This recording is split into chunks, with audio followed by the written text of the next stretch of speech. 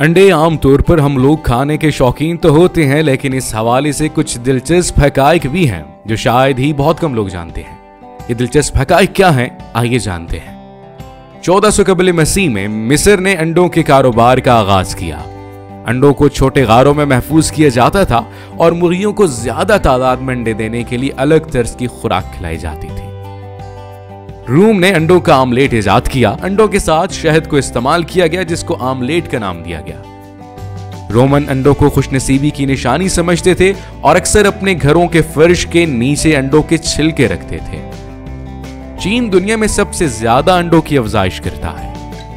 1984 से चीन ने अमेरिका को अंडों की अफजाइश में पीछे छोड़ दिया। अब दुनिया में 40% अंडों की अफजाइश कर रहा है।